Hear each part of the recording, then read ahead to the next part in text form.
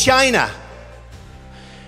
China. China. China. China. China. China. China. China. China. China.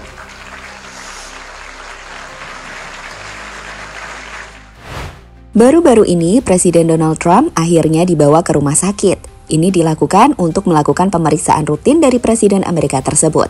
Seperti kita tahu, sebagai Presiden Amerika Serikat, kesehatan dari Trump akan mendapatkan perhatian atau pantauan secara ketat, di mana laporan soal kesehatan dari orang nomor 1 di Amerika itu disebutkan akan dilaporkan pada minggu nanti. Di sisi lain, di tengah perang dagangnya kontra China, Trump sepertinya tak bisa bernafas lega. Tarif impornya terus dibalas China, hingga mencapai sejarah baru pengenaan tarif dagang terbesar dalam sejarah. Menariknya, alih-alih menyerah, China membalas dan menilai jika perang tarif Trump sudah tak masuk akal, di mana Amerika tidak akan memberikan pengaruh lagi jika menaikkan tarifnya. China pun bergerak cepat dengan memperkuat aliansinya.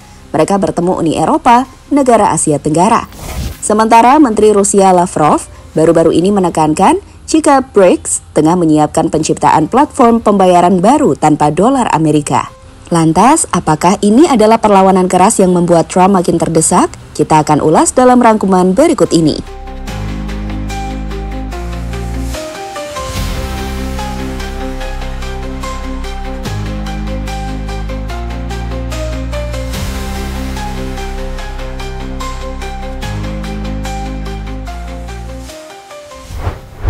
我们绝不会坐视中国人民的正当权益被剥夺，绝不会坐视国际经贸规则和多边贸易体制被破坏。如果美方执意打关税战、贸易战，中方必将奉陪到底。 Tegas, China tak akan pernah menyerah dan siap bertarung hingga akhir untuk menghadapi Amerika. Itulah yang disampaikan juru bicara Kementerian Luar Negeri China saat menghadapi tarif Trump. Seperti kita tahu, China menjadi target utama pengenaan tarif dagang yang dilakukan oleh Donald Trump sejak ia kembali menjabat sebagai presiden. Tak main-main, saat pengenaan tambahan tarif ke negara lain ditunda, Amerika Serikat justru meningkatkan tarif ke China menjadi 125% dan berlanjut menjadi 145% secara total. Itu adalah angka yang telah menyentuh sejarah baru yang tertinggi yang pernah ada. Tapi apa respon China? Saat Trump pikir China akan menyerah dan mengikuti permintaannya, Xi Jinping justru meminta bawahannya untuk melawan. China pun membalas tiap tarif yang diberlakukan Amerika Serikat. Dengan terbaru, China memberlakukan tarif 125% untuk barang Amerika Serikat, yang membuat tak ada lagi barang Amerika Serikat di China.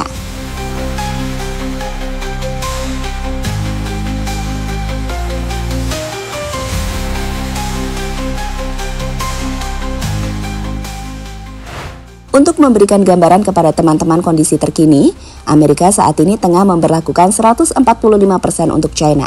Tarif ini mencakup hampir semua barang impor dari China, kecuali beberapa hal tertentu seperti energi. Trump berpikir bahwa dengan ini China bisa menyerah dan mengikuti permainan dari Amerika. Namun sebaliknya, tarif Trump 145% ini juga berdampak negatif, di mana menurut analisis para ekonom di Amerika Serikat seperti yang kita kutip dari taxfoundation.org, tarif Trump telah memicu kenaikan harga barang di Amerika Serikat, termasuk smartphone, pakaian, dan mainan, dengan perkiraan tambahan biaya per rumah tangga Amerika Serikat sekitar $1.300 per tahun. Bagaimana dengan China? Saat ini tarif 125% China berlaku untuk semua barang Amerika Serikat, termasuk produk pertanian seperti kedelai, gandum, dan jagung yang sangat memukul petani Amerika Serikat di Midwest. Menariknya, Kementerian Keuangan China juga mengisyaratkan bahwa mereka tidak akan terus menaikkan tarif karena pungutan 125% saat ini sudah memukul Amerika Serikat, yang membuat tidak ada penerimaan pasar untuk barang-barang Amerika Serikat yang diekspor ke China. Ya, benar sekali. Tak ada barang-barang dari Amerika Serikat yang akan masuk ke China dengan tarif 125% dari China ke Amerika Serikat. Selain itu, dalam pernyataannya yang kami kutip dari situs Baron, Kementerian China menyebut bahkan jika Amerika Serikat terus mengenakan tarif yang lebih tinggi, itu tidak akan lagi masuk akal secara ekonomi dan akan menjadi lelucon dalam sejarah ekonomi dunia. Jika Amerika Serikat terus memainkan permainan angka tarif, China akan mengabaikannya. Namun jika Amerika Serikat bersikeras untuk terus melanggar kepentingan China secara substansial, China akan dengan tegas melakukan serangan balik dan berjuang sampai akhir. Jelas, jika mengacu pada pernyataan Kementerian Keuangan dari China cukup percaya diri dengan kemampuan mereka, di mana mereka juga menyiapkan kemungkinan pembalasan di luar tarif. Lantas, apa saja strategi yang bisa digunakan China untuk menghajar Amerika? Dan apa siasat Trump selanjutnya melihat China terus membalas?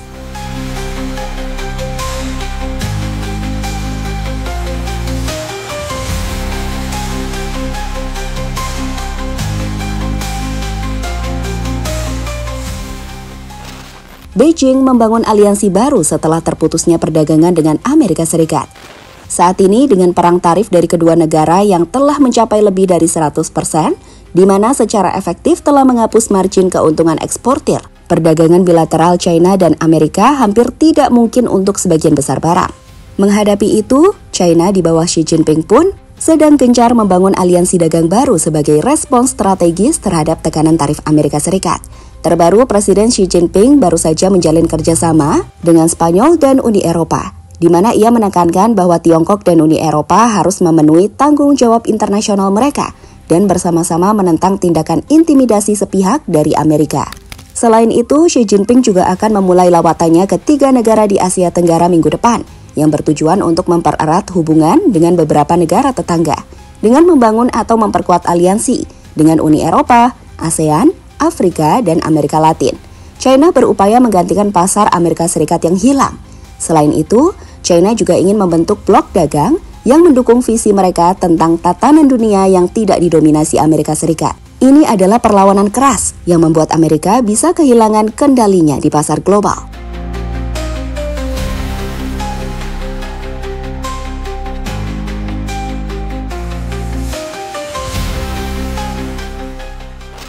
Lavrov, BRICS siapkan lawan dolar. Один из вариантов – это система передачи финансовых сообщений Центрального банка России. Она удобна, ни от каких свифтов она не зависит. Есть целый ряд других инициатив, которые, в частности, рассматриваются в том числе и в рамках БРИКС, где Бразилия предложила, и сейчас такая работа идет, подумать о формировании альтернативных платежных платформ. Bukan rahasia lagi, jika kekuatan utama Amerika selama ini adalah mata uang mereka, dolar, di mana dolar Amerika Serikat menyumbang 58% dari cadangan devisa dunia dan digunakan dalam 88% transaksi internasional melalui SWIFT. Ini berarti sebagian besar negara menyimpan dolar untuk perdagangan, utang, atau cadangan darurat.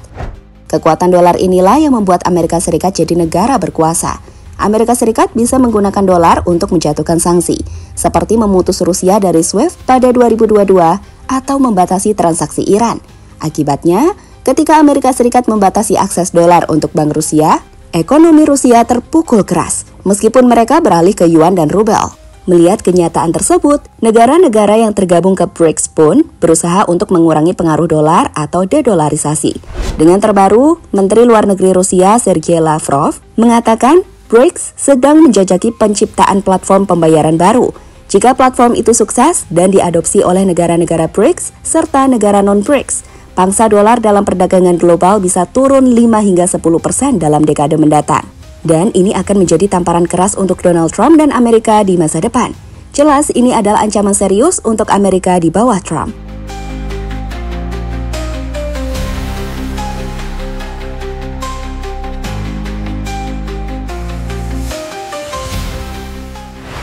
Saat ini sendiri, dengan tarif 135% Amerika Serikat dan 125% China, perdagangan bilateral kedua negara senilai 650 miliar US dollar pada 2024 hampir lumpuh total, di mana tentu saja itu mengurangi kebutuhan dolar untuk transaksi. Dan jika China menjual obligasi Amerika Serikat dari cadangannya senilai 3,2 triliun US dollar, nilai dolar bisa anjlok makin dalam. Sebagai info, dolar sudah melemah dan inflasi Amerika Serikat memburuk. Ini bisa memaksa Federal Reserve menaikkan suhu bunga, memicu resesi dengan peluang 60%. Melihat kondisi itu, tak mengherankan jika kemarin usai menantang China, Trump mulai melunak. Ia pun menyebut Xi Jinping sebagai sahabat dan berharap bisa melakukan negosiasi kembali dengan China. Great respect for President Xi. He's been, in a true sense, he's been a friend of mine for a long period of time. What happens with China? We would love to be able to work a deal But they did, and all we're doing is putting it back in shape. We're resetting the table, and I'm sure that we'll be able to get along very well. I have great respect for President Xi. He's been, in a true sense, he's been a friend of mine for a long period of time, and I think that we'll end up working out something that's very good for both countries. I look forward to it. Pada akhirnya, perang tarif antara Amerika Serikat dan China saat ini mencapai yang terbesar dalam sejarah dan membuat perdagangan bilateral senilai 650 miliar US dollar nyaris mati suri, menutup pasar untuk barang Amerika Serikat di China dan mengguncang kekuatan dolar Amerika Serikat. China bersama BRICS dan aliansi pun tak cuma melakukan balasan tarif, saat mereka juga coba menyerang jantung ekonomi Amerika Serikat, dolar itu sendiri. Dengan platform pembayaran BRICS yang dijanjikan Lavrov, dunia bisa beralih dari dolar, mengancam dominasi Amerika Serikat yang selama ini mengandalkan 58% cadangan devisa global. Trump meski mulai melunak menyebut Xi sahabat menghadapi inflasi memburuk dan resesi mengintai. Ini bukan cuma soal barang mahal, ini pertarungan tahta ekonomi dunia dan Indonesia ada di tengahnya antara peluang investasi dan ancaman harga impor yang melonjak. Gimana pendapat kalian? Tulis di kolom komentar ya.